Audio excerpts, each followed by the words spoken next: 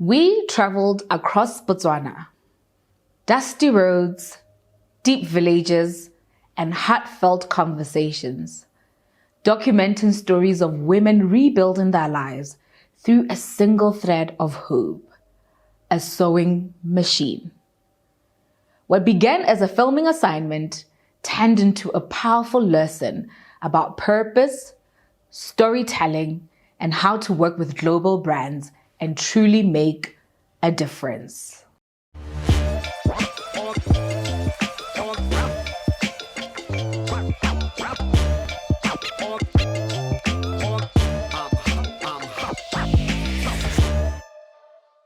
One question that we get a lot of the times is, how do you get international organizations to work with you as an SME, a small medium enterprise? And the truth is, you don't chase them. You can literally be in the comfort of your house and you can get work from an international organization. We are doing the Lord's work, the African work, where we are telling people stories. And today we're in particular capturing the story of the First Lady of Botswana, Mrs. Neo Jane Masisi, and the work that she's done in distributing different things to development committees or to even, to development committees to better the country. So we've already done Gang yesterday, which you would see clips of. And now we are off to Shakawe. We are 180 kilometers away from Shakawe.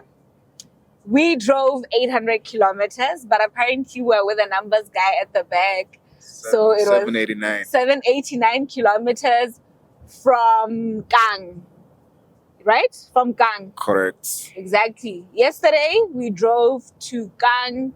How many kilometers was Gang? 335? I'm a numbers guy, but I didn't keep track.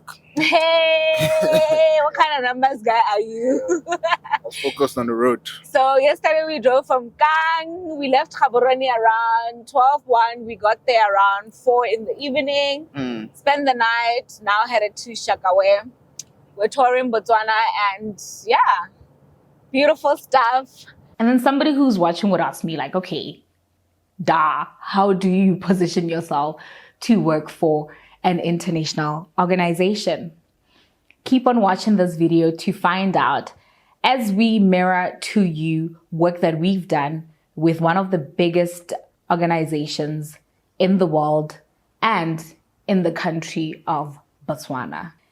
In Botswana's fight against gender-based violence, the Office of the First Lady, led by former First Lady, Her Excellency Mrs. Neo Jane Masisi, partnered up with Merck Foundation to donate sewing machines that would economically empower survivors of abuse, helping them rebuild independence, dignity, and hope. We were brought in to document that transformation. But this wasn't just a filming job. It was a mission to tell a story that carries impact, emotion, and purpose. This is so exciting. I get to do my job, having a whole lot of fun, empowering people, and telling stories. The Merck Foundation is a philanthropic of Merck Partnership Limited, Germany. And Merck Foundation works with African governments and first ladies to strengthen healthcare, empower women and youth, and drive social change through education and storytelling.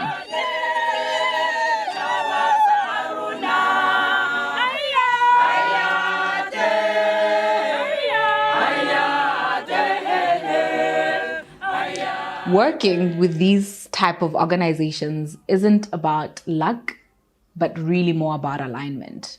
They don't just hire you for creativity. They hire you because you understand impact.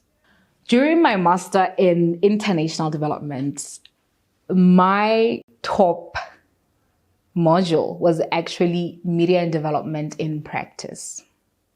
So this was actually interesting because it was a full circle moment where every moment of storytelling, image, production led to this, where purpose meets preparation. Because if you follow my story closely, you would know that when I did complete my law degree and my master's in international development, I got into entrepreneurship and started Bell Sabo Consultants with all the people that I work with. Well, then Bell Sabo Beauty. So we started off in beauty. And little did I know that the universe is going to take me on this journey of many years of practice in the beauty field, learning makeup, learning what translates well in front of the camera, learning the work behind the camera, meeting people that are aligned in that understanding, and for us to serve together on this mission. These sewing machines that we have, then you can mention we've been doing other projects. These are the projects that they add on to them. So if we see that, it will be good shot. All right. No problem. Okay, so where are we filming? Okay, maybe. The introductions. So ke sone se re se tletseng kwano ya ka re tshotse camera bo re ba went tota ke ba di camera bana le nna ke ta ke tshwara camera ra go tse dingwe mme thata ke rata gore be ke direct ile gore ke bua le lona le bane mo matlhong so ano re tlo go tsa bangwe ba ileng gore ba ntse ba berekisana le di machine tse thata then ha re tswa go mo a gona le botse tse di botsa ni di farologana ba bone le leng ya gago le modulasetulo wa gona le leng ya gago le shebela mo le la go community ya so ba tlo ditseng thapane dipotso tsa teng di bua tlhamanya ga lona o ka share tlhaloganyo ya gago ga re fa tlhaloganyo ya gago gore di challenge tse le nang le tsone ke di feng. It was like every moment that we had prepared us for this critical work, because it's a huge responsibility to literally go across a whole country, a nation, and not just any country. This is one of the leading countries in Africa in terms of development, and to go to the different development committees to look into the work that they do and to see if the work is actually having its impact is quite a big deal. So it was really exciting, just landing a gig with an international organization, because you're like, okay, we've arrived.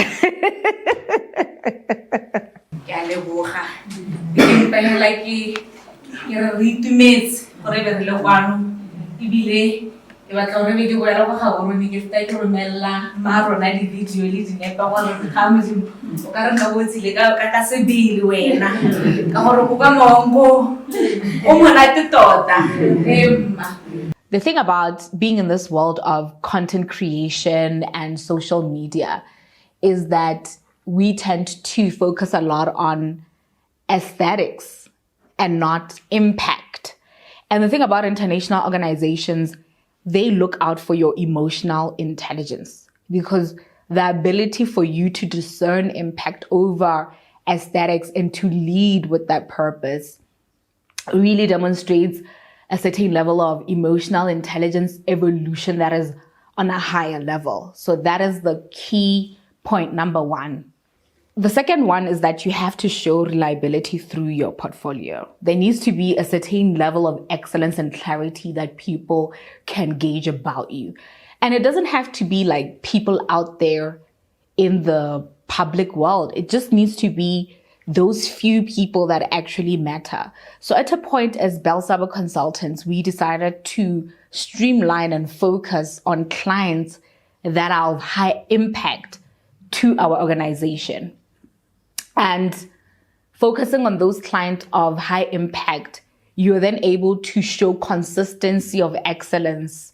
And then also you're also able to volunteer for different things, because this person or this client gives you a lot of business. You're able to then say, oh, let me volunteer to do this for you. Let me volunteer to do this for you. Because it's about a relationship that's built through excellence. And once you put yourself in that stature, it's very easy for people to go through your portfolio to be like, we have a track record with this person showing us a level of excellence, and therefore we can recommend their work to other people, or other people can come onto our YouTube page or our LinkedIn, or even ask word of mouth who is credible, who is reliable. Because guess what? What is not seen doesn't exist. How do we know that something exists? By seeing it. So you have to really show reliability through your portfolio by telling your story. The third point is that you have to be culturally grounded, yet globally fluent. Yeah, it's been such a beautiful ride, driving for what, 10 hours, seeing vast land, animals, cows, horses, donkeys, sheep, donkeys. I said donkeys already, but it's just beautiful, it's just nice experience in Botswana as Botswana. And how would you say Botswana is different from other parts of the world? Yo, there's nobody here. We've been driving for 10 hours. I can count how many people I've seen on the road, how many cars I've seen on the road. It's just you and on the road, just focusing on the road and just having time to reflect, I guess, and being with nice company. It's been awesome. So, yeah. But if you get lost there, you're on your own. When international organizations come and they're doing work in your country, you have to know the values of your country, the culture that you have as a people. And even when you are doing this work, you have to make sure that it represents the ethos of your people. This is important because international organizations are looking for diversity. They're looking to experience other people's cultures. So you can't just decide to be, a twang person all the time. They want to see that Setswana aspect about you, or that Nigerian aspect about you, or that Kenyan aspect about you, and that touch in the work that you do. Because there's a reason why they went for somebody who's in rural Botswana as opposed to somebody who is in Europe. So you have to be very culturally grounded, but also globally fluent to say, yes, there's this cultural touch in this work that I'm doing. However, it resonates with the international community. It's competitive on a global scale. And when it comes to branding and storytelling, you really have to understand the soul of the story. And if you're doing legal work, if you're doing accounting work, you have to understand the soul of the work that you're doing for that company, which also just says, who are you? And what is your strength, and who are they, and what are they trying to achieve?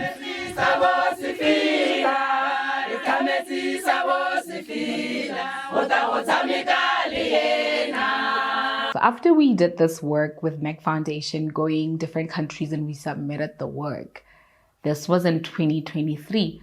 Fast forward 2024, Merck Foundation visits Botswana for the very first time, and we then take this opportunity to connect with them by volunteering for an event that they'd been hosting, to say, you've given us business before. We've been on this journey documenting work around the country, a country that you haven't been to. And now you're coming to the country for the first time. We're hosting you. And it's just like, part of extending that hosting is by volunteering for some of the work.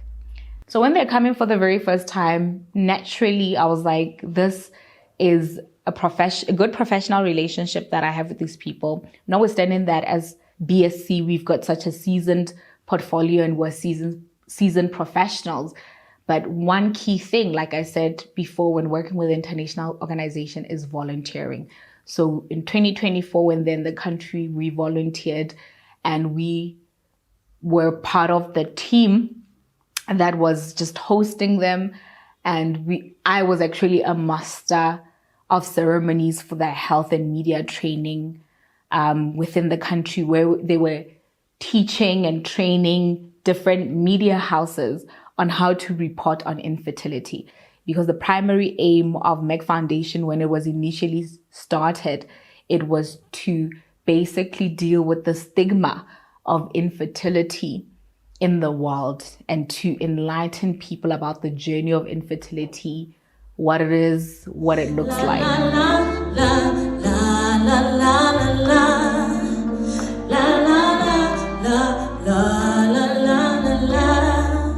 So if you want to be working with the UN, the UNDPs, the World Bank, WHO, different international organizations, a lot of the times they ask, let's see your volunteering work. And volunteering is not to just build the relationship or to say, oh, I'm ready and available to work. They actually want to see, are you really purpose driven? Even when there is no money, are you really going to be in that chosen field that you would be in? Because when you volunteer, you show that you emotionally care about the work as opposed to it just being about a paycheck. You care deeply about impact and purpose. And once in a while, just volunteering is a good way to build relationship and to strategically position yourself. Because when they need to do something, they would remember, oh, there was that highly reliable, efficient girl or man, there was Belsab, or there was Thabo Molotsi, there was Ebunolu Ame, there was, all these different people that we saw from Belsab consultants, and they were reliable, and they also really cared about the impact of our work. So when you're doing the work of these different organizations, you have to understand that it's not about making them look good. Yeah, you heard me right. It is not about making them look good. It is more about making the impact look real and feel real. They care mostly about impact, not just aesthetic. So if you're going to be like, oh my God, I make them look good. Great. They already look good on their own. They care about their footprint, their impact. So your job as a consultant, as a professional, is not just about making them look good. They're not there for that, but they're there for their impact to be real, for their impact to feel real, for their impact to look real. And that is your job when you engage with them. Thank you so much for watching this video. I hope that you learned a lot and you got to get some insights into the international work that we do here at Belsab Consultants. It's highly exciting and we want the same level of excitement for you. So if you want to be coached on how to position your brand to work with international organizations, we're here for you.